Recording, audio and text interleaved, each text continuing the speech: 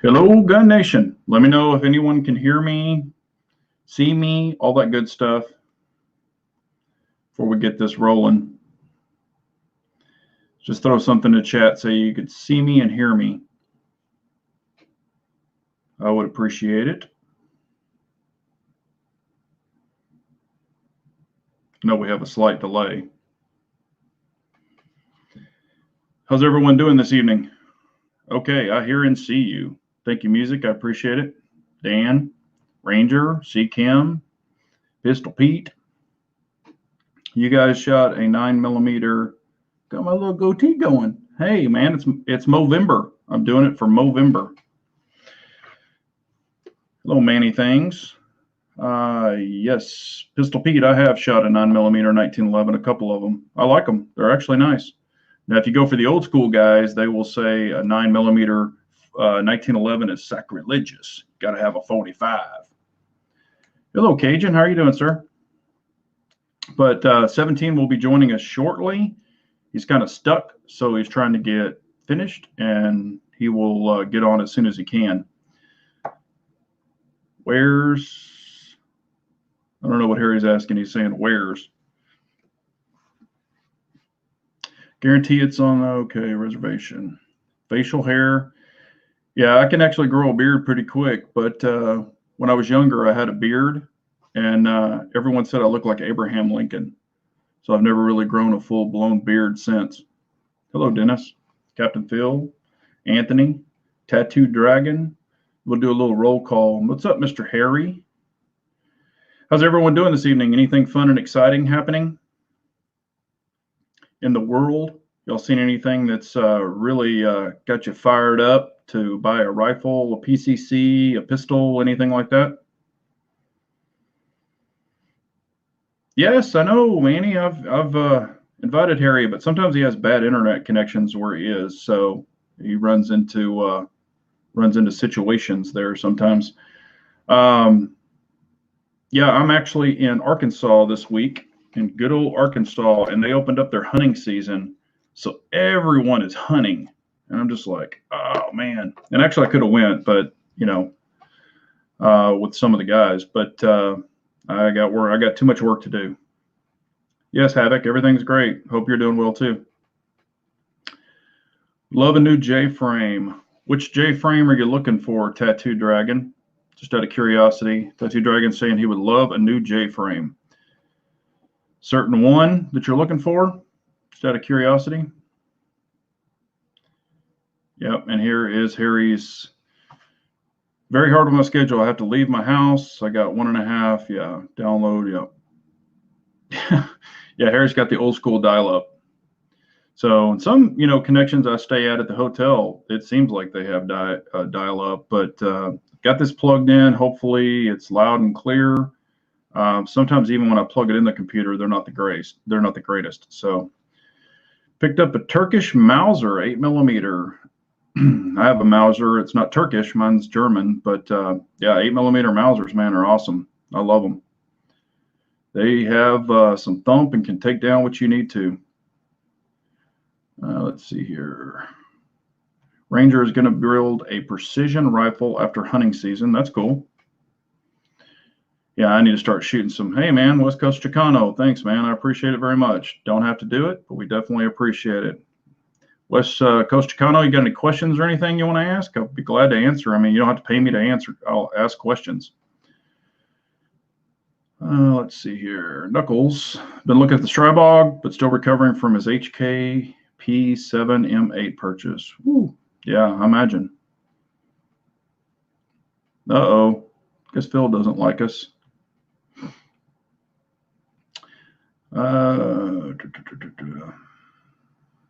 Yeah, hopefully the internet doesn't crash here.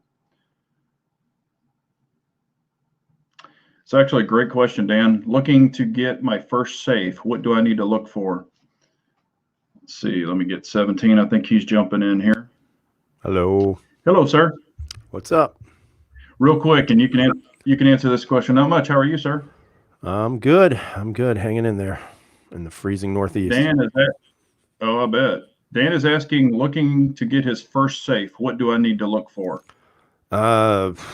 whatever your budget can afford.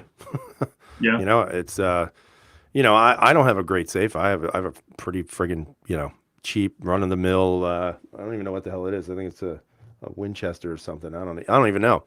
It would be nice to have a Liberty safe and all that other stuff, but I mean, I can't afford it. I'd like to have one, Yeah. but nobody's dropping it off at my house anytime soon. So Yeah, we don't have sponsorship, but I would say, get safes that actually have, the bolts that go through, and it's better to have, 2 to 3 at the top, 2 to 3 at the bottom, or the side, and then the bottom also, and definitely fire rating helps. The longer the fire rating, the better off. But I mean, there's some tricks. Most safes, if you really rip them open, a lot of them have sheetrock inside of them for insulation, fire insulation. I've actually seen people buy inexpensive safes and then actually line them with sheetrock on the inside and the outside. So, again, whatever you can afford, whatever's in your budget, whatever fits where you need to put it. Because, man, I've seen some guys buy some really huge safes and then they can't stick them anywhere. So I would definitely be aware of some of those items. So what's been going on with you today other than being cold? just work and freezing, man. This weather sucks. It's been so cold up here for the past couple of days. It's just frigid. It's let's see, 2 days ago or 3 days ago it was 60 degrees, and then yesterday it was like 15, and then today we got up to like barely 30 degrees, and it's just windy and cold. You'll have snow? No, no snow, no No. snow, no precipitation at this point. Maybe in the future, but who the hell knows? I mean, it just Yeah. sucks. It just sucks. Yeah. And No, then it's dark before 5 o'clock, which is even better. yeah. Oh, I know. So- I'm in Arkansas and it's happening here, man. We had freezing rain and all kinds of crap here, and it was not fun, especially driving in it. I mean, it's not like I was sliding around, but driving around in it. Yeah, and Harry and I have talked about this before. If you get a hold of local gunsmiths, some of those guys have actually pulled safes out of homes or even banks or jewelry places, and they'll sell used safes. And some of those are the really old and super good safes. And man, you can get some smoking deals. I've actually seen safe vaults that some of them have, and you can get some smoking deals on those things if you can find them and buy them right. So that is always a good time. Let's see here. Does it snow in Texas? Yeah, we've actually had snow before. We get more ice than snow. We get a lot of ice. But, some years we'll have it, some years we won't. So, and we know you get snow. Yep. So anything fun and exciting or anything on your radar that you've been looking for or thinking about? No, I just recently did a wish list on my Subscribestar page and shared that with some people, and we kind of went back and forth as to what some people wanted, and what some of the guns are on my wish list. So I'd be interested to know what some are your wish list. What are some of the guns you'd like to see come your way? Pistols. And I know we asked a similar question, but if you could pick just a wish list of things you'd like to get before the end of the year, what would they be? Wow.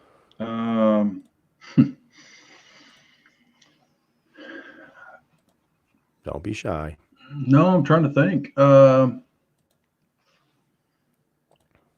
mean, I would want some more optic guns, either optic ready that are already made. I really like the Tri-Arc. If you've checked out the Tri-Arc, it's similar to the STI, but it's a Tri-Arc, and you can get that version optic ready. It's pretty awesome. It's more like a 2011 style, a little more finessed, so to say. But and I don't have a ton of stuff that I'm just like jumping up and down about. There's a couple that I'm looking at. I posted a picture of me handling a P30 SKS. Mm-hmm. The downside has a safety on it, but it's manageable grip wise. And I mean, I wouldn't use it anyway. I wouldn't use the safety anyway, but I don't know. Like, I'm kind of intrigued. I hated the VP9, all three of them. Yeah. And but I've always liked the SKS or the SKs. They just feel better in my hand. I like the usability of them better. So I'd like to eventually get a VP9 SK. Now, whether that's going to happen this year or not, I don't know. It's all about price. But I was looking at a P10S. Unfortunately, my local guy can't get them, which sucks. And what else? What else was I looking at? Gosh, I was looking at a 509M.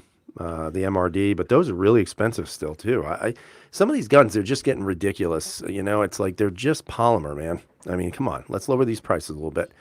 I was looking at the M&P 2.0 subcompact, but I think I kind of talked myself out of that one, which was good. So, I mean, there's some things on there, like I'm telling you, the APXs are so friggin' cheap right now. I thought about getting another one, but, the compact version of this, because that way I can just switch the slide on the RDO and put it on a compact frame.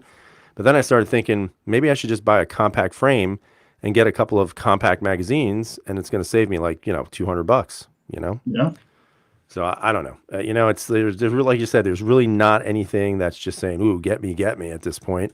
We've got SHOT Show coming soon, so maybe there'll be some nice little disclosures there. But who knows? I mean, it's just everything's up in the air right now. Yeah, I'm just wondering if they're going to release anything, earth-shattering at SHOT Show anyway. Probably not. Yeah. And Harry's got a good point here too. He's talking about the the P30. I do like the P30 ergonomics better than the VP9 personally. I like the P30L. I think they're really badass. Yeah, those are nice. If you get the the LE trigger or the better trigger like we've talked about before, I know they're kind of hard to find, but those are really nice guns. I mean, you can convert them too, which is nice if you wanted to. Obviously it costs more like over $100 to do it, but at the same time, I mean, if you can find a good deal, like the P30 SKS was, I think it was $500, and it had 3 mags, night sights. It didn't even look like it was shot very much.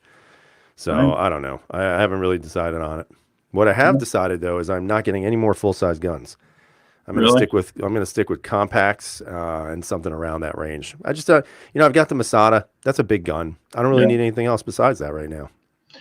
Yeah, and speaking of the Masada, I figured, remember they sent them all out to a bunch of Instagram people and stuff like that, and sure, some people tested them and stuff. I figured we'd see like a lot of follow-ups, or hey, after so many rounds, here's where it is now, or something by the Instagram people and stuff. And it's like they were kind of hot for a second, and I mean, and I think it's a good gun, but it's just kind of like there's no follow-up, there's no. Well, it's like everything else. Most of that was for advertising. I still have mine. I'm going to take it out because I mounted the 507 to it, so I'm going to shoot it again. I just haven't been able to get to the range. I want to try to get to 1,000 rounds in that gun, see what it does. I mean, I can't see it getting worse. I can only see it getting better. Yeah. Even I've been dry firing it a lot lately, and the trigger's just getting better. It's so smooth. It's really a very, very smooth take up on that trigger. Yeah, much better. Go ahead. I was going to say, actually, I saw a picture. And it was one in a holster, and it looked like a compact. It looked like a compact Masada. And I was like, that's interesting. Yeah, I mean, and, I think we could all agree that, and somebody's been leaving me comments like crazy on my Masada video, talking about how all the plastic guns are kind of vanilla. And he's right. I mean, the person's right. They're all basically vanilla guns when you think about it. And for me, the Masada, I think where it hits on everything is the fact that the affordability is there, the quality is there. Yeah, maybe not long term. We don't know what's going to happen, but you have to have some faith in IWI that they're building good stuff. And then on top of that, you have the optics ready version. You can still get co-witnessing sights, unlike this goddamn gun. You can't find them on the RDOs, and we'll talk a little bit about that because I'm so pissed at Beretta right now. But, I think the IWI has hit every point for a good, solid handgun. So if they came out with a compact, I mean, that would be huge. That would be a huge seller for them because I know I'd get one. Yeah. Red October actually has a really good question. Do you guys see less gun ranges in your area or more? Is shooting growing or decreasing? Well, for me, it's disappearing. I mean, there's nothing here. I mean, you guys have seen my videos. You see where I shoot. I shoot in a dungeon, for God's sakes. Yeah. But in my area, there's actually now one went out, Crossfire, where I shot. It actually went out of business. However, it was bought by a billionaire, and he is going to have it for his own company private range, I found out. However, the one I joined opened up, and it's super, super nice. And there are 2 more that have opened up. So, I mean, I see more and more of them. It's kind of if they do them right and have the customers, I mean, they're going to succeed. If they don't, then, some go bye-bye. So, yeah. Just have to see how it goes. There's just not a real demand for it here. And obviously, because I live in the Northeast, which is a liberal cesspool, we just don't see the demand of it. People are not into shooting. I mean, it's kind of interesting because every once in a while, I'll go to the range and I'll see some people there that I never thought I'd see there, which is kind of interesting. But it's somewhat encouraging. But then you also have where you have people just so against guns here that it's maddening, sad. Yeah. Yeah, Dennis is even saying, if you don't belong to a private club, they're stuck shooting in a shithole basement. So Yep. And the problem with the private clubs is that either A, there's a really long waiting list. B, you've got to be an NRA member, which, I still have some doubts about. But the biggest problem for me is I literally have a gun range. I mean, probably maybe 2 miles from my house. Like literally I can walk there. And the problem is their waiting list is like probably 5 years long. So yeah, wow. There's no way. And I know a guy who's basically one of the board members there, and I can't get in. Yeah. Yeah. And there's, like the Humble Marksman, it took him a year to get into his, which I've been there and I like it. And I've shot matches there too. But the only thing is they'll allow pistols and they will allow a PCC pistol. Right. And you can't brace it. You have to hold it out like a pistol. You can't shoot ARs, you can't shoot shotguns. And I'm just like, if I want to join a private place, right. And part of it is because it's somewhat in the city, so it's kind of difficult to, they've got monster concrete walls, so they don't want to bust it apart with ARs and stuff. Which I can understand it's in the city, but man, I want to I want to go out and have some fun, and I am going to be doing that. I really am. Weather permitting, I'm going to go to ETTS. It's out in Waxahachie, Texas, about an hour from my house, but it's a really badass place. I mean, they've got 1,500 yard long range. They've got pistol bays, and the cool thing about this, and there's only a few of them that do this, but you go in and rent your bay, you drive your truck to your own bay, and some of these bays are 100 yards deep. So you literally put all your stuff on your tailgate, and you have your own bay, so you can shoot ARs, shotguns, and pistols in your own bay. No, I'd assume this is a premium price that you're paying to do this, though. Check this out. This is the crazy part. And they have tons of this place is huge. It is $30 per person a day, all day. That's pretty expensive, though, man. What? You don't think that's expensive? $30 a day? Dude, it's all day. You could bring your lunch. You could just sit there all day and shoot. I mean, most of the indoor ranges here, if you're not a member, are $25 per hour. So you've got $30 and you're all day outside. I mean, it's awesome. This place is really, really cool. But we don't have anything like that around here. Yeah, they have a place probably an hour from me. They just opened it up. It's called like Safe Shot or some shit like that. But what I heard, some people have said there's ridiculous rules. Other people say they're not that bad. But again, it's another indoor range. I mean, there's just nothing here. And you can't go walk out into the middle of nowhere and shoot anything because then somebody's going to call the cops. The next thing you know, you'll have an entire SWAT team. Yeah. So it sucks. Yeah, I just joined Texas Gun Experience, and it's actually pretty cool. They have 50-yard indoor ranges. They have a 25 and then 50, lanes. You can shoot ARs, pistols, whatever, but you can also shoot from the holster. So that's cool. They have over 150 machine guns to rent. And I put a video up on Instagram, and I was just like, holy crap. They even have the old school Tommy guns. I mean, they've got saws. They have 4 saws. I mean, I went over with Harry and put everything. I just can't believe the arsenal they have. It's unbelievable. But and they're actually pretty reasonable to rent. Yeah, there's nothing like that around here. And, I've even been to one. Dennis B. actually brought up Davis Shooting Sports in Goshen. I've shot there actually a couple of times, and I hate the place. I can't stand it because if you shoot a handgun, you have to, I can't remember what the yardage is, but I think you have to start at like something like 15 yards or something like that. But then on top of that, you can only load, I think it's 5 rounds at a time. That's it. Wow. 5 rounds. I mean, to me, there's absolutely no point to that whatsoever. 5 rounds at a time. Yeah. And they enforce it. The range officer comes over and he gives you a hard time. That is crazy. Yeah. And, Applied Performance is saying this: talk to farmers, ask if you can throw them a few bucks and find a spot to shoot. And we used to be able to do that when I was younger, in a town or a couple of towns past where I lived. And we did that. And they even had a berm that they built up, for the water for their cattle. And they would let us shoot at the back of it. And we just clean up all of our mess was cleaned up. We took care of everything. We even picked up brass. We did all that kind of stuff, and super nice. And then he ended up selling that to a realtor or a builder that was going to build a bunch of stuff. And so they shut that down. And now, even if I go out there or to the country for me is honestly where I could shoot in the country would probably be close to an hour away anyway. But like ETTS, they have steel, they have all that stuff in these bays that they'll let you use. So That's cool. It's a pretty cool place. I may have to move to Texas. Yeah, well, I understand, man. That would not be fun. So No, it sucks. yeah, and there's people that are saying that they pay like $20 and different stuff.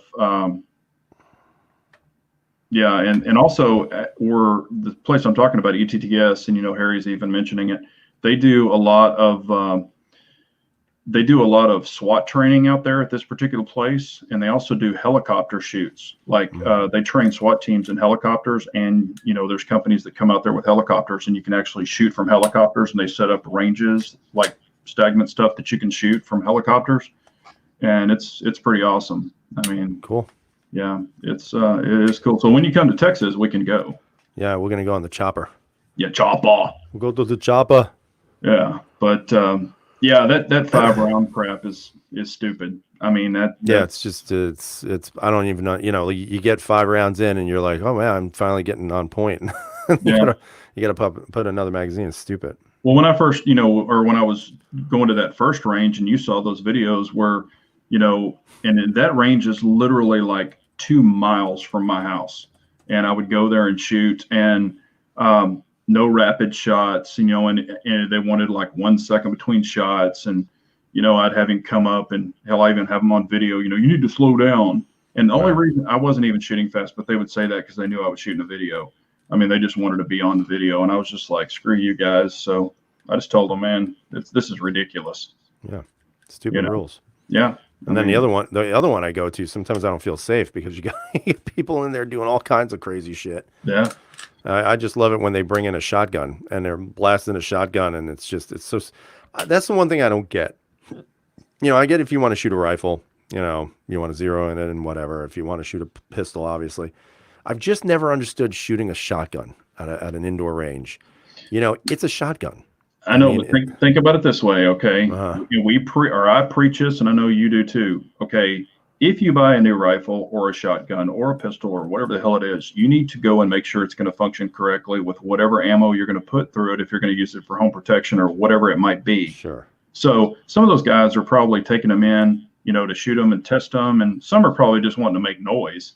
And you and I both know, that will help you get some frustration out. Just going in there and just bang, bang, bang. But I agree, shooting a shotgun indoors is not fun. But then again, some of my ARs and 308s are ridiculous with those brakes to shoot indoors. I mean, they will deafen people. Well, I mean, it may reduce their frustration, but it certainly increases mine. That's for sure. Yeah, no, I understand that. Let's see here. All right, so I just want to bring up my Beretta dilemma. Okay. So you guys know I like Berettas quite a bit. I really like the APX models. They're just really good, solid handguns. But I don't know what the hell's going on with Beretta. I've tried to contact them 4 different times through social media, through email. They do not respond. I've asked them several times that, where are the co-witnessing sites for the RDOs? Why have they not released anything? Why are they not working with anybody to do anything? Because back in January of this year, they were supposed to be released, and they never released anything. So technically, if you go with the RDO, it is solid. I haven't shot it yet because I'm going to take it out this weekend. But I like the way it holds. I like the build of it. But if you're looking for anything with co-witnessing, this ain't going to be your buddy, because there's nothing there. There's no sites that exist for it. Yeah. Well, between me and you, I had to call a gun manufacturer last week and talk to their customer service. And it got pretty nasty. I sent them pictures, detailed pictures of all of the pictures they wanted. They wanted the gun. They wanted the guide rod. They wanted to see what the failure was. They wanted to see everything. So, I mean, I sent them pictures of everything. And their reply to me, and there's a video coming, trust me, because first, like we should always do, we should reach out to the manufacturer and see what they're going to do. Hey, there's a problem. How are you going to help me? And I sent all the pictures. He told me he forwarded the pictures, or these their gunsmiths looked at the pictures. They told me that the guide rod was slightly tilted, which is horseshit. That's horseshit. That was their excuse for this thing happening. And I said, no. And I actually typed on the email back to him, are you kidding me? That's the most horseshit question or reply I've ever heard in my entire life. Do you think I'm a rookie? And I said, this is not my first rodeo. And I was super, super nice through this whole thing. And at the end, when he sent me that reply, I was like, you've got to be effing kidding me. This is horseshit. I've dealt with this before. And anyway, I said, okay, thanks for this great reply. And I'm going to handle it a different way. So they're about to get blasted. And I'm still not going to be a dick, but I mean, I will actually read the freaking comment. I mean, it is so, and I was thinking, if this is how they respond, and I didn't tell them I didn't say, hey, I've got a gun channel. I didn't do any of that stuff. I'm just a normal guy. I'm nobody. Mm-hmm. And when I saw this reply, I was like, it sounded like this is like some kind of a reply that they give to everybody, just to blow you off. And I was literally blown away. I mean, I could not believe this. They were trying to say I was putting the guide rod in incorrectly. There's only one way. And I told them there's only one way you can do this. It's not like you can mess this up. Mm-hmm. So, but that was their horseshit excuse. So that's too bad. Oh, here's Dennis B is saying, who was it, Big J? Just stand by. There's some shit coming. So, and I will actually show it on video what it's doing. Well, I haven't had any problems with anything lately. So that makes me feel better. Well, and this is one that I didn't think I would have a problem with. And it's not, I mean, and this is crazy. This happens when you dry fire it and rack it. You don't even have to be shooting it. This happens. Well, I will say, now that we're talking about... Anthony, you were wrong. Anthony says it's a CZ. It's not a CZ. I'm going to say it's an FN. We'll see. I got it. Yes, I got it. You're actually wrong. Oh, damn it. So, somebody I think C. Kim was asking about the Caracal. That's something we haven't talked about in a while. Yeah. So, I did speak to him. I was hopefully going to be getting this gun back repaired by now. However, I reached out to him again saying, hey, like, where's my gun? And, again, they've been very nice, very, very cool people. Like I said, I give them a lot of respect because they've handled it very professionally, which I appreciate. But the gun is not coming back until January. So, yeah. So apparently, based on some of the things that I was telling them and based on some of the things that I was seeing with the gun, they had their engineer come out from wherever he was from and look at the gun. And apparently some of the things I was saying was actually making sense. So apparently they had to replace some parts with new parts and they're testing the guns right now as we speak, supposedly. And we're going to see. So I will not be making anything until January on the Caracal. I'm hoping it works. I tell you guys, if it works, it's great. If it doesn't work, you guys are going to know. I'm not going to lie about it. I think what they're doing is they had to go back. They had to replace a couple of pieces.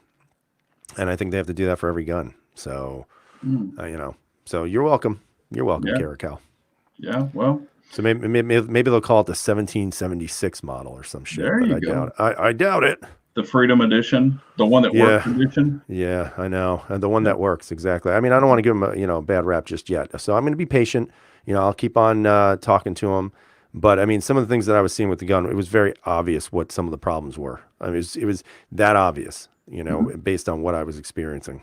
So, yeah, we've actually got a good question here from Annie. Thanks. Thoughts on STI dropping the competition pistols from the Staccato line?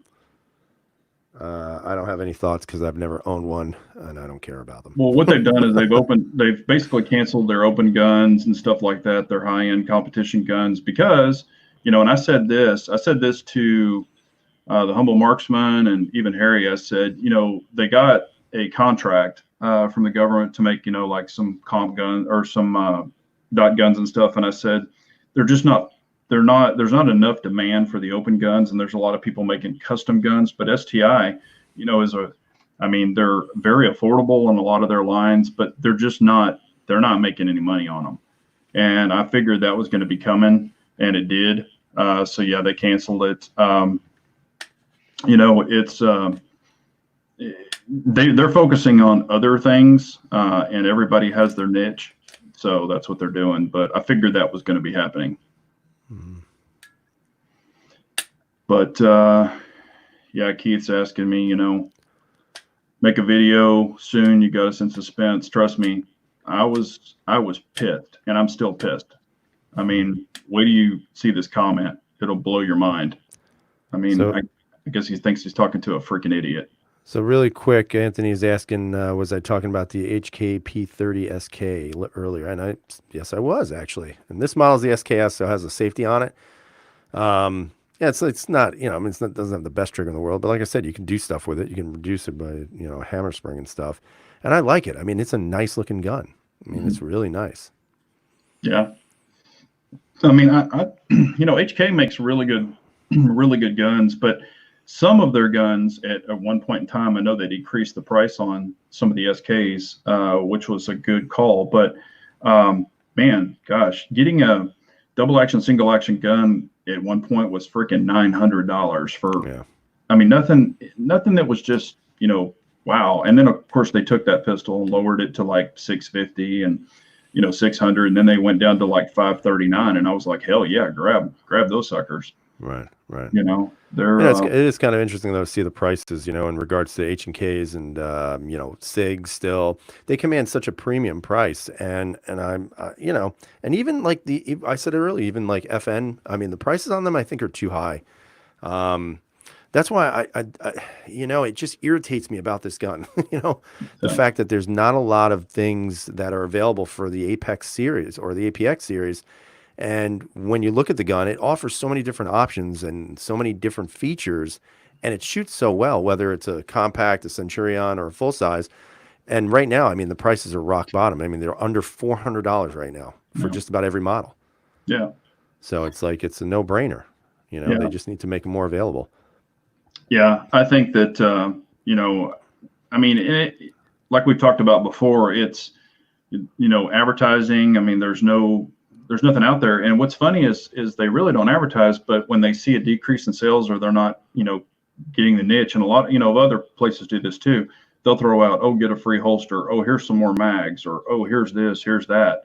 It's like, come out with a great pistol, make it a reasonable price, do some advertising, and usually they're going to sell if people really like them. Right. And I think what throws a little salt in the wound is every time I see an advertisement from Beretta, it's for like a hunting shotgun. And yes, I know they're great, and I know they're expensive and all that stuff. But I mean, God, what about your handguns, Beretta?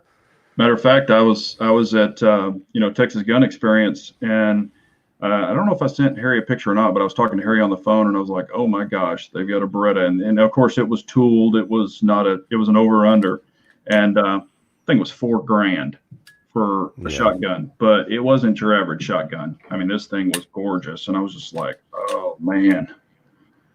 Beautiful gun. Yeah, not for me. Yeah, I mean, it just depends on what you're buying something for, and that shotgun will last a couple lifetimes. So and with basic maintenance, and you might have to replace some parts here and there, but sometimes and I'm not saying you have to buy a high-end gun every single time, but depending on what you're going to use it for, I mean, you definitely want it to be reliable. You don't want to be out in the field and that thing shut down on you. Sure. Yeah, Applied Performance is saying Beretta is just. There are some people that are like that. So I've been recently carrying the 2.0 for quite a bit, the compact, and it really reaffirmed my love of those guns. I still think Smith has made such another wonderful handgun, Mhm. because it just carries so easy. And when I've shot it before, such an easy gun to shoot. And that's why I was kind of looking at the subcompact, but I kind of talked myself out of it because really all it is the old compact just retooled with some of the newer features. So I didn't know if it really made sense to go that route. But I do. I still think the 2.0 is a great gun. I think the Berettas are great. Um, I just wish like Smith would have come out with something with an optic, or at least the ability to have one. Yeah. So I know Harry did mention that they're waiting for sights on the Core series, and they already have one with suppressor sights and a suppressor barrel, but nothing with the optic, which I thought was kind of interesting. Yeah, Steve has asked us a couple of times. He's talking about a Nighthawk 1911, and I don't know if you've ever shot one. They are high-end 1911s, Yeah, nope. and they even have the 2011 model too. They're super, super nice pistols. They're actually made in Arkansas, where I am now. I've shot them. I've never personally owned one, but I have shot a friend of mine's, and they're really, really nice pistols, but they are premium pistols. So if that's something that you're looking for, you know, I would grab it. I got to see some guns at the Texas Gun Experience that I have only seen like on pictures and stuff, but I've never got to see in person.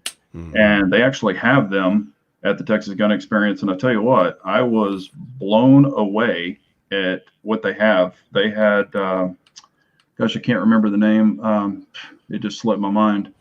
And we've talked about it. It's the original Hellcat, what they were calling a Hellcat, before this other Hellcat came out. But it is, here it is right here.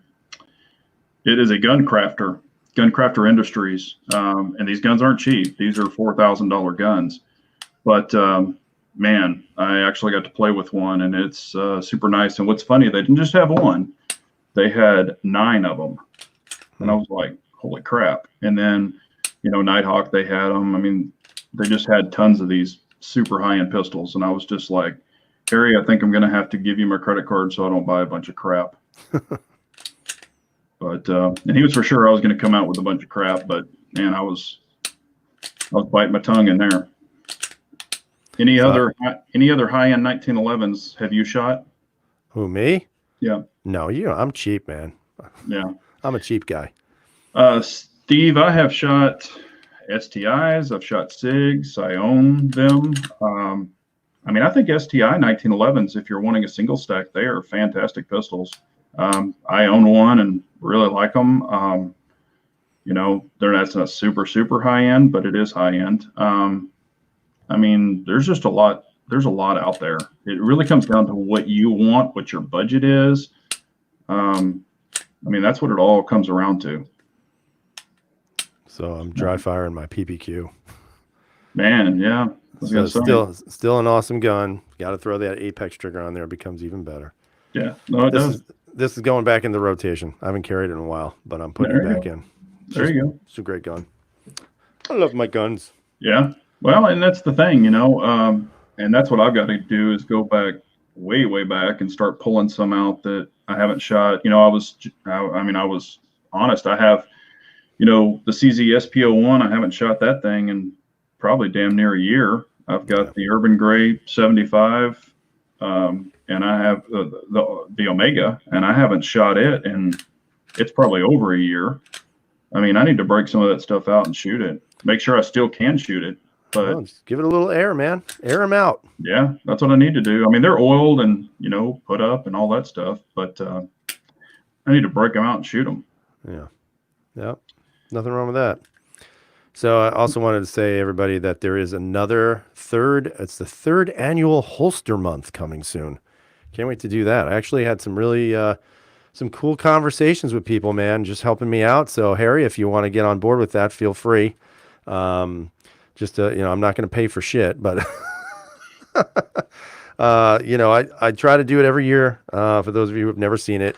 So I take about anywhere from 5 to 10 days, and I go through different holsters that either I use on a daily basis or I've never used, and I try to get them in and wear them as much as I can. And so far, there's some pretty cool ones coming. So I'm pretty excited. You know, I've got the usual suspects. Black Arch has donated one, which is always awesome of them. This probably some of the coolest people out there. Vetter told me to pack sand, so I said, okay, no problem. Who else? The Armsman is supposed to be getting me a holster for the RDO, which I think will be pretty sweet because you can't find holsters for these guns. So he might actually be one of the first that's going to make it. So that'd be kind of cool. And I got one that's a chest rig. And I'm going to tell you guys, man, I was kind of wearing it in the house. It's from Quick Lock Holsters. So they were pretty awesome. They're based out of Alaska. And I'm telling you, man, I'm digging the chest rig quite a bit. There you go. You can put it on your tactical vest. Yeah, I know. I'm going to look so cool. But yeah, I've got a couple of coming out, and just got to kind of piece it all together. I want to try to do it at the end of November, hopefully by Black Friday, so that I can generate some sales for people. And if not, then at least the holiday season. So it's just some cool things coming out. And we'll see. We'll see how many I can get. The more, the merrier. Yeah. What do you, he's asking me, but of course, you two, well, I don't have the 365 XL, but what do you think about the 365 XL? I personally just, I've looked at every SIG polymer gun, whether it's 365, 365 XL, the P320 X Compact, X Carry, and I like them. They're nice guns. I don't like the 365 at all, at least in the regular size.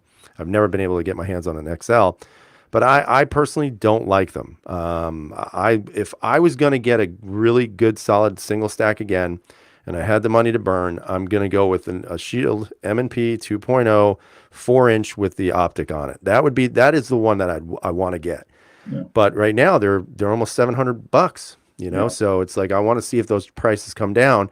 And as soon as those prices come down, I'm absolutely going to get one, because I just am a Shield guy. I love the Shields.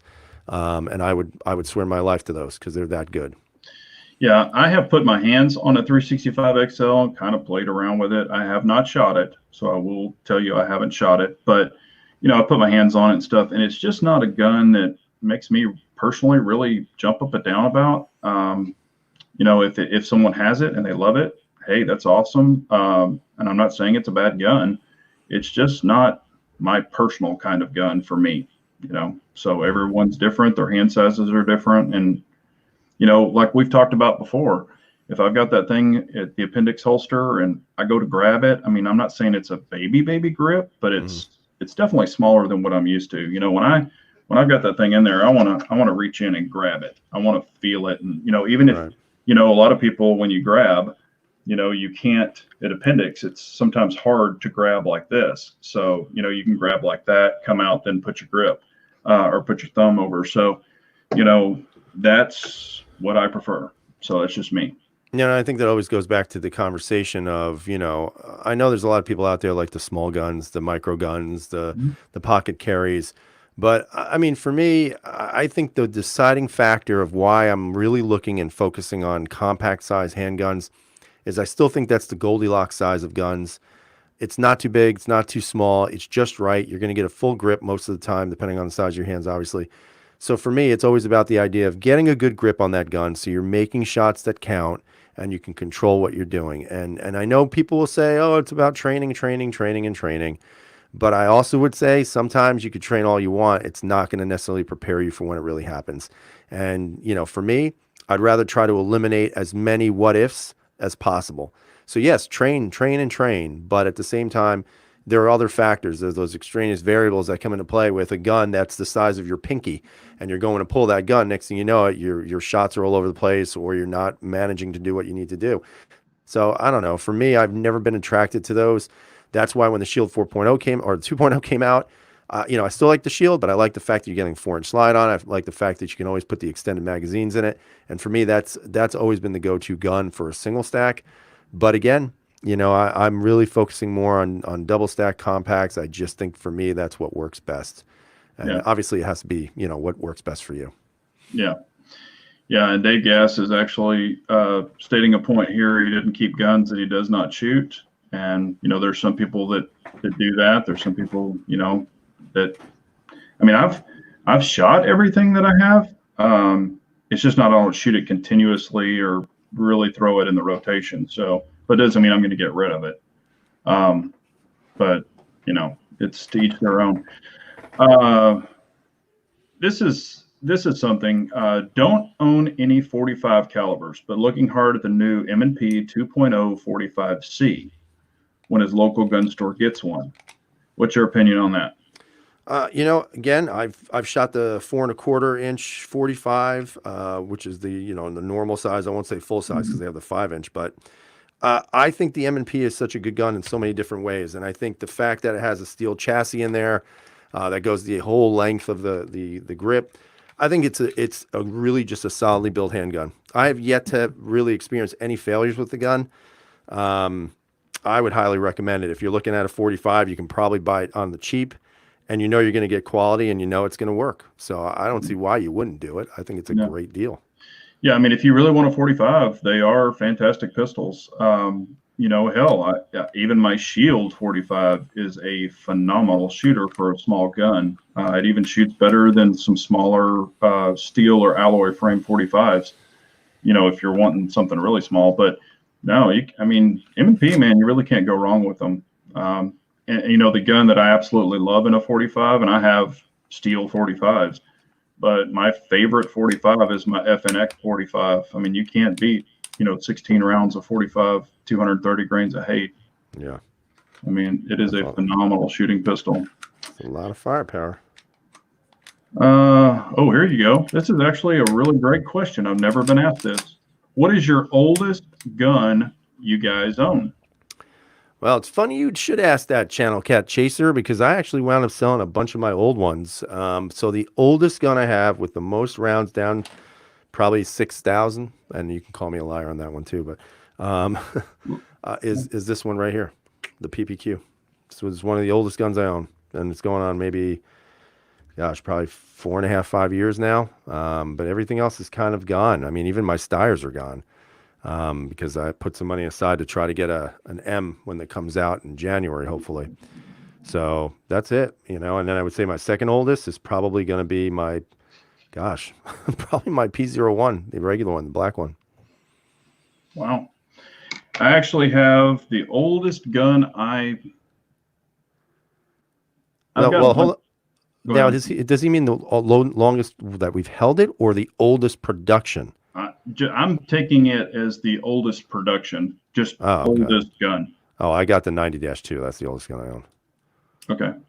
Yeah. The oldest gun I own is a Mauser, and it was actually from World War II. Got it from my grandfather, and it was one he actually got from the German War. And the cool thing is it has this symbol on it. If you can see it, it actually has the symbol still on it. Don't show that symbol. That's a symbol of hatred, sir. But it still has that symbol on it, and it will not come off of it. And it's a beast. 8mm, shoots like a Banshee. I mean, it'll get it. And great shooting rifle. And I own I've got some 22 pumps and 22 rifles from the 50s. So those are probably the oldest. And I have a 32 shot, or it's a 32 hex barrel single shot chicken gun. And it was actually from the early 50s. And I will not get rid of that one either. I won't get rid of any of those. Here we go. This is a question for you. 1776 or bust. Do you think you'll own another Glock? Interesting you should say that, sir. I have one waiting for me. I actually went back and got another Glock. I've said this before, and I'll say it again. I'm a moron. I tend to sell guns that I eventually will buy again. For the 12th time. This will be like my 50th Glock. It's like I hate them, but then I miss them. So I always have to get another one. But I actually wound up buying a Gen 4. I was looking to get a Gen 5 again, but you know what? For the price difference, people can sit here and say there's such a major difference between the two, but I always like the Gen 4s, and then Gen 5s are good. I like them too. But when I was looking at the price, it's a little over $100 difference, and I got a Battlefield Green Gen 4 brand new 19, so I'm super happy with that. I had an actual Battlefield Green once before, and it's definitely my favorite color they've ever come out with, but I wanted a Glock again, so I got it, damn it. There you go. Mm-hmm. Here's a question. Has CZ made the PO7 or PO9 optic ready yet? Not that I'm aware of. No, they have not, but I've had both of the PO7 and the PO9 milled for optics, and they're awesome. So this is a pretty good little statement, and Josh is saying this: the biggest gun that you can conceal, and he's talking about, when people want to buy stuff. What's the biggest gun that you can conceal is what you aim to, you aim for. Sure. And it's not about capacity, but sight radius and good grip you can fight with. I totally agree with all that. I agree with that, and I think we get lost in the idea that you got to have more capacity. I mean, I've gotten so much hatred from people just because I have to carry 10 rounds, and everybody will say all these amazingly nice things to me about it. But at the same time, you can have 25 rounds, but if you can't hit the broadside of a barn with those 25 rounds, it's useless. Yeah. So I'd rather have 10 rounds on target with a gun that I can control. Okay, so, I got to show this one. 1776 or bucks. You can do a spreadsheet and see how much you've lost. And I'm going to tell you this right now. I don't know what's going on with the gun market right now, but the gun market is booming. So for those of you out there who are saying that, like you, Harry, I'm actually the last couple of things I've sold, I've actually made quite a bit of money off of. Because there are some people out there paying things that I'm like, why would you pay this for that? But they do it anyway, and I say, okay, just give me your money. Yeah. So I mean, it's it's how you buy and sell. I mean, if you can get a great price for it, and it's something you don't need and you want to get rid of it, sell it. And it's all about expectations. Like what are your expectations when you're selling that gun? So I always have a bottom point and a top point. Yeah. And sometimes if I can get in the middle, I'm very happy with that. Yeah. And a lot of the guns I buy, and probably you buy, I mean, I buy them right. I'm not paying MSRP for them. No, exactly. Yeah. CCAM has a semi-automatic P08 Luger and Inglis P35 high power. Cool. Nice. And we've got some Russian SKSs. Yeah, I mean, those, SKSs are very underrated. I mean, they're great. They're great. I love it. Listen, I have a couple of them. I love them. They're great rifles. And Parts by Teddy is saying, if you hate or love Glocks, every gun owner has to own a Glock 19. It's kind of funny that it's true. Like there's just something, and I'm going to tell you what convinced me to get the Glock was when I started doing the trigger or the spring kits and the CZs, and then I had to tear apart the sear cage. I've said to myself, why in God's name am I doing this when I can go buy a gun that it takes like 2 to 3 pins out and boom, everything's exposed, super easy to work on. And that's when I said, I've got to get a Glock again, because I'm telling you, some of that installation stuff was dicey, and I do it all myself because I don't want to send it off. I want to do it myself and I want to learn. But let me tell you, this one here, the green one, was a huge pain in the ass. Yeah. Well, I've said this before too, and I've said it many times. I mean, even if you're not a Glock lover, I've told many, and I've had people say, which gun should I buy, to add to my collection? And I know these people because they do videos, but they DM me and ask me, and I'm like, you got to have a Glock, at least one Glock, because just say if crap hit the fan tomorrow, what are you going to find the most parts for? Exactly. What's everybody going to have? They're going to have Glock mags. They're going to have Glock triggers. They're going to have sights. I mean, just everybody and their brother has Glock stuff, and, places own them. So, I mean, I like the Glocks that I have now, but, it just makes sense to have Glocks in your collection. Yeah.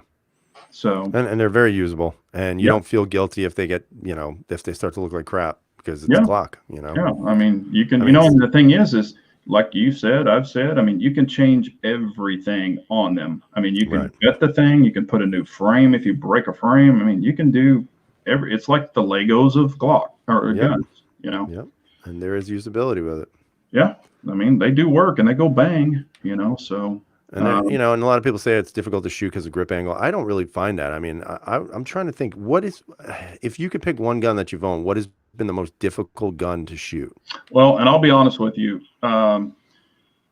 before the Glock, okay, here's the deal with me, and it is kind of weird, but a regular Glock 19 with a regular grip, I can't grip it worth of crap because I can only get 3 fingers on it. So what happens is when I put it out to present with the angle, with the stock angle, I have to adjust the height, and it's just different. Okay. It's just different. However, when I can have a grip, contoured and molded more, and if I have the tab of the 19X, I shoot it better because I can get all four hands on it and I can aim it better.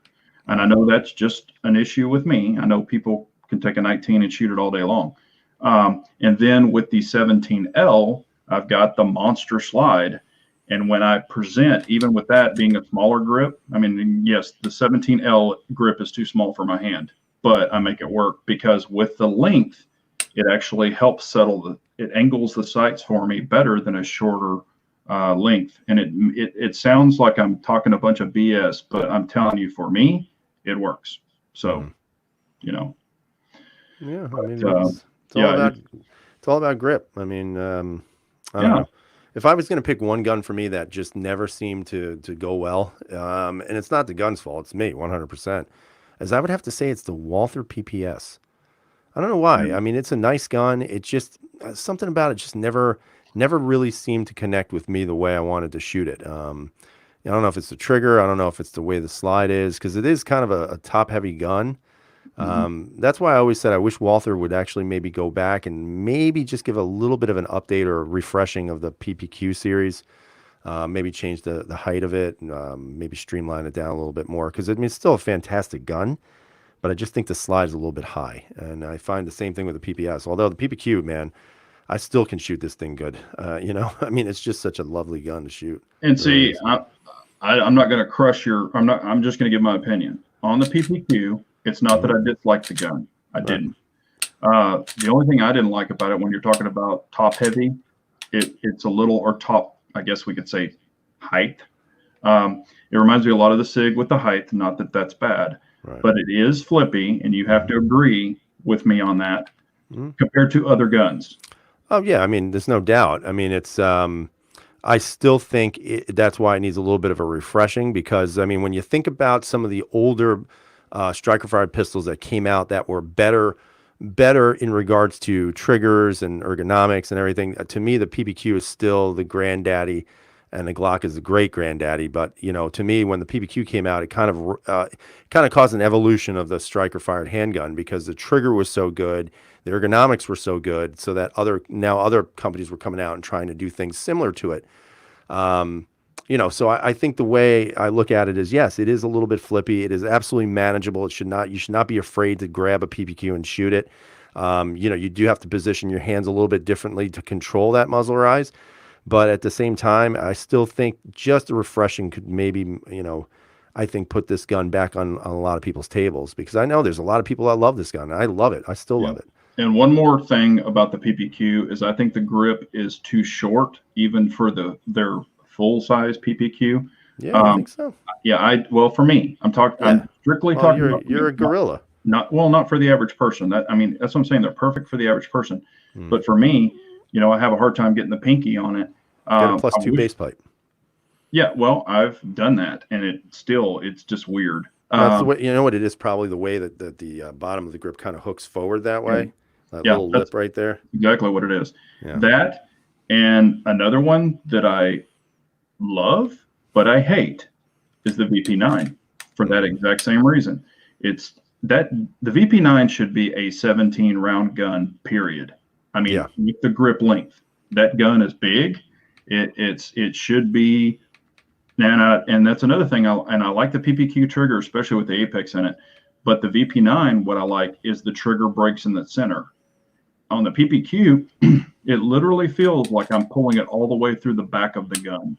Yeah, but that's exactly why you put that Apex trigger on there, because it changes the game completely. Exactly. That's what I was going to say. When I put the Apex, it fixed that. But the VP9 trigger, I do love it that it breaks in the center, because I can get that big old finger way out there, and I'm not crunching my finger, because the more I pull in, you know, just a habit, even if I use the correct, you know, pad. Yeah, and it's funny you say that, because I'm the opposite. Like, I never liked the VP9 trigger. You know, everybody it's such a, I never found that. I never found that it was that good. I like it for the reach. I'm not saying, no, the PPQ has a fantastic trigger, and I would say the PPQ has a better trigger stock than the VP9, but I like the reach of where it broke.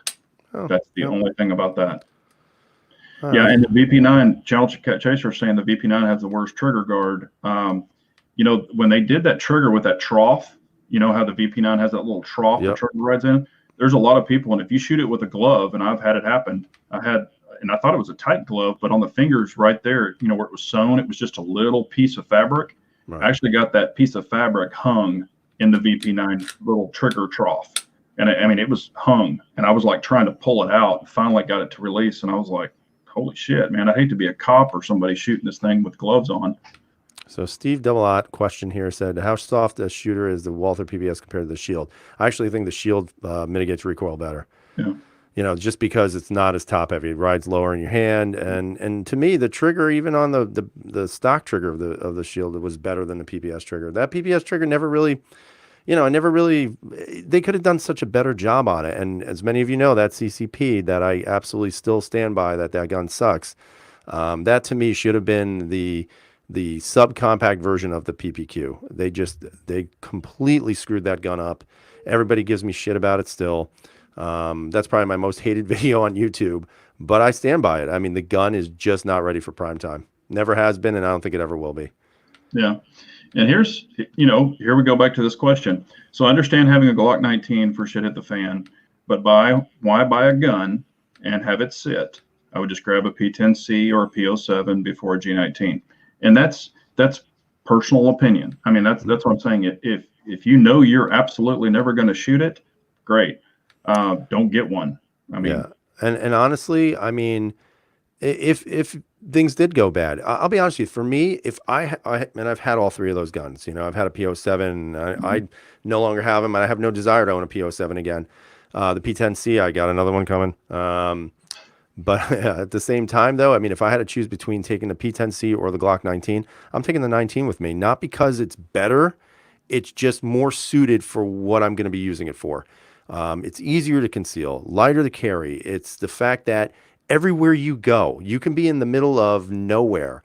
Somebody on a farm in the middle of a field probably has a Glock somewhere in their house. Yeah. So I think that's what the deciding factor is. And that's why I always feel like you can't ever go wrong having at least one of those 19s around. Keith is saying, Dan O'Neill, yeah, I just like the feel of the 17. And I do too. I think the grip on a 17 or a 19X or a 45 is so much better than the 19. But again, if you're going to conceal, it's a lot easier to conceal that 19. Yeah. And that goes, depending on how you carry, your body type, your size, all that other stuff. Yep. And dressing around your gun. If you're going to wear a skinny shirt and skinny jeans, then well, wait till I do the video on this chest rig by Quick Lock Holsters, man. I'm telling you, this is the way I want to carry all winter because it's so friggin' easy. I'm actually going to carry that, and I'm going to carry one on my strong side because it's just, I love it. I mean, I've never had a chest holster before, but holy crap, it is like the coolest thing in the world. I feel like, I'm like a operator, cool guy. There you go. I'm gonna put my chest rig on and my it really is cool, man. Like I never thought about carrying that way, and I saw it online. I'm like, shit, that looks pretty neat. I want to try one of those. So I reached out to him and said, look, I'm doing holster month. Would you mind? Yeah, no problem. They're from Alaska, so I'm gonna give some Alaska love over there. But at the same time, I mean, it's such a practical way to carry that I never thought about using. It reminds me, and I know you're carrying it on your chest, but it kind of reminds me of like the old holsters, the shoulder holsters that go on your side. All right, so let's take Pistol Pete's last one because it's getting late here. So he says, you guys did the worst shooting gun.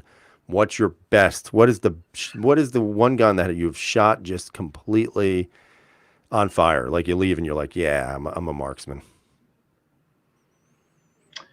Probably my most accurate, and I'm assuming he's talking about pistol, but probably the most accurate pistol I own, hands down, is honestly probably my CZ TSO. Mm-hmm. Now I love the Shadow 2 over it. Yeah. Just for practice. That TSO trigger is just amazing. Oh, it's single action is so good. It's stupid. That's probably the most accurate. Yeah, I mean I've dry fired one. I've never shot one for real, but holy crap! I mean, I barely touched the trigger and that hammer dropped. I was like, holy shit, that's pretty impressive. Yeah. I mean, the best shooting gun that I've ever shot for me that I've owned or still own. I mean, I think one of the most accurate, best shooting guns I've ever shot, right out of the box, has been the Steyr M9. No doubt. I mean, the gun is it's a goddamn rocket, and it's such an easy gun to control and shoot and everything else. And interestingly enough, I would say the second best shooting gun I've ever shot for me has been a P10. And that gun is extremely accurate. You know, it's so easy to control. It is. So I would say those are two of the best that I've Yeah, shot. and I mean, I didn't even count 1911s because those are kind of givens. But if I'm grabbing a gun and I've said, oh my God, I've got to be the most super accurate with this, it would be the TSO. But all my 1911s are accurate too. But, you know, all my 1911s are 40. Well, no, I have one 9mm. But, you know, I mean, it just depends on how you shoot, what you like. To say what is accurate for me or you could be totally different from someone else. They Sure. could grab my TSO and shoot it like crap, or the trigger is way too light and they don't shoot it well. Right. So, right. all And the different M&Ps aren't too bad either. M&P is actually No. really No, I mean, accurate as well. yeah, I mean, all my guns are pretty accurate. You know, it all goes back to accuracy. Really is the Indian. You know, I mean, if you're used to a trigger, and you know, you could be used to a 10-pound trigger, if that's what you're used to, Right. and that's what you shot the most of, you're probably going to be pretty dang accurate with it. Yeah. But yeah, we're going to be wrapping this up. What do you have coming up? And I know you've mentioned the holster month. So I'm going to be shooting. I'm going to go shooting this weekend. I'm going to actually do a dry run with the RDO at some point, and do a review on that. I haven't even like done a tabletop for that yet, so I want to do that. I want to take out the Masada again, do a follow-up with that, because I still think the gun's fantastic. I mean, it's just a matter of getting the rounds down range. I've got to test all of the damn spring kits that I threw in here because I haven't even shot them, so I can't carry them until I do that. And I know I got to do a belt review. Haven't done that one either. So I've been wearing, excuse me. So as many as you know, I always wear Core Essential belts. I've been wearing them for 5 years now. Some of the belts I've had for 5 years and they're still there. They're still working. So I'm going to do a review about their tactical belt, and it's going to be versus that next gen belt, which, you know, it's not bad, but it's not the same. It's not the same quality, in my opinion. And yeah, then, just say that. Oh, go ahead. I'm sorry. No, go ahead. No, what else you got? And then just doing the holster month, but that'll be in a couple of weeks. So that's about it. Speaking of the core belt, I'm actually wearing a tactical core, the one I've had for quite a while, and I've been wearing it and love it. I mean, it's a great belt. I've got, I will be shooting at the new range this weekend, or this, you know, Friday or Sunday. Saturday, I will be at the new range. They're having their grand opening, and they're going to have, you know, what's cool is they're going to have CZ there, they're going to have SIG, they're going to have Glock, they're going to have, you name it. The gun manufacturers are going to be there, or the reps. So get to see, and I'm hoping and praying that they're going to bring a DWX so I can put my paws on that bad boy. So if they have it and I can put my paws on it, I'll throw some pictures up on Instagram if you want to check it out. And man, I'm hoping they have it. But anyway, I'm going to be doing that on Saturday. So be up there, you know, having a good time. And that's what I've got going. But yeah, I've got a lot of guns to shoot. I did move some dots around. I even picked up another SRO. So now I have 3 SROs, and I picked up another Hollow Sun.